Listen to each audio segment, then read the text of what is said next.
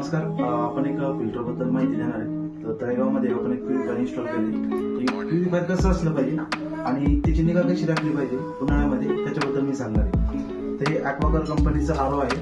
त्यामध्ये UV आहे, ज्यामध्ये ट्यूब वापरली जाते फिलिप्स कंपनीची, जेणेकरून त्याची फ्रिक्वेन्सी जास्त असल्या कारणामुळे बॅक्टेरिया किल करतात. सर्रासपणे आजकाल अशा प्रकारची LED यूज केली जाते. बट याचा जो प्रकाश आहे आणि याचा जो प्रकाश आहे हा जास्त आहे आणि याची इंटेन्सिटीमुळं आपण बघू शकता किल वगैरे जास्त केलं जातं बॅक्टेरिया आणि LED जास्त किल करत नाही. त्यामुळे आपण जर प्युरिफायर घेत असेल तर UV ट्यूबचा घेतला पाहिजे, प्रिफर केला पाहिजे. त्यासोबतच ESS मध्ये UV ट्यूब असली पाहिजे, म्हणजे UV चेंबर त्याला आपण हाऊसिंग म्हणतो. तर हे का असलं पाहिजे, कारण की प्लास्टिक काय असतं, मायक्रोप्लास्टिक पाण्यामध्ये मिक्स होतं, त्यामुळे कॅन्सर पण होऊ शकतो. त्यामुळे आपण ट्यूब यूज केली पाहिजे ESS मध्ये. त्यानंतर आपण बघू शकतो याच्यामध्ये सेडमेंट फिल्टर आहे. सेडमेंट फिल्टरचं काम असं असतं, पाण्यामध्ये जी माती आहे, घाण आहे ती दूर करणं. पण बऱ्याच वेळेस काय होतं, पाण्यामध्ये कडवटपणा, वास वगैरे असतो, तो आपण कार्बन फिल्टरद्वारे रिमूव्ह करतो. म्हणजे पहिले 2 फिल्टर झाले. तत्पूर्वी आपण एक व्हाईट कलरचा प्री फिल्टर दिलाय.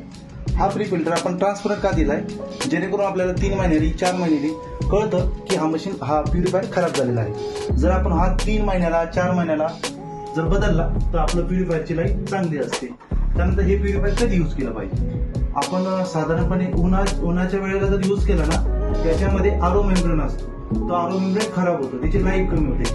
त्यामुळे आपण प्युरिफायर हे सकाळी किंवा संध्याकाळी यूज केलं पाहिजे. आता ही 2 फिल्टर बद्दल तुम्हाला सांगितलं. त्याच्यानंतर एक आहे सोल्व्हनाइट वॉल्व. सोल्व्हनाइट वॉल्व नंतर पाणी जात आहे.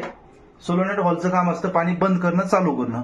त्यानंतर एक रिफा कंपनीचा इम्पोर्टेड पंप आपण त्याला ऍड केलेला आहे आणि त्याचा प्रेशरद्वारे या आरो मेम्ब्रेनद्वारे प्युअर पाणी आणि वेस्ट पाणी वेगवेगळं करतं. आता आपण बघू आता याच्यानंतर आणि बाकीच्या फिल्टर्समध्ये काय फरक आहे. या फिल्टर्समध्ये TDS कंट्रोलच्या अगोदर आपण एक UF फिल्टर दिलेला आहे. या UF फिल्टरद्वारे काय होतं, जे काही पाणी प्युअर याच्या थ्रू होतं ह्या UF फिल्टरद्वारे आणि त्यानंतर ह्या TDS कंट्रोलरला कनेक्ट होतं.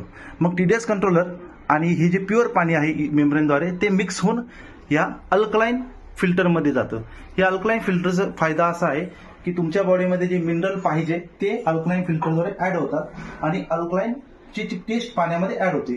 त्यानंतर अल्कलाइन झाल्यानंतर येतं UV मध्ये, UV थ्रू पाणी फिल्टर होतं आणि आपल्या टँकमध्ये जातं. ज्या वेळेस आपण फिल्टर चालू करतो, आता नवीन फिल्टर घेतलेला आहे, तर साधारणपणे ही टाकी एक वेळेस भरून सोडून दिली पाहिजे. का, पाण्यामध्ये जे वास येतो प्लास्टिकचा, नवीन फिल्टर्स असतं, केमिकल्स असतं, ते पूर्णपणे आपल्या शरीरात जावे नये म्हणून आपण ते पाणी सोडून दिलं पाहिजे.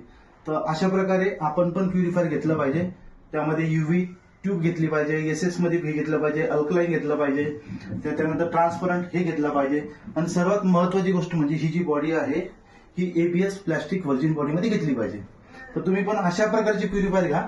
जरी लवकर घेत असाल पण ते कस्टमाइज करून बघा की त्याच्यामध्ये काय यूज केलं जाते, कोणत्या कंपनीचं यूज केलं जाते, जी वॉरंटी गॅरंटी काय आहे, हे पूर्णपणे लेखी स्वरूपामध्ये घेऊन टाका. Thank you very much.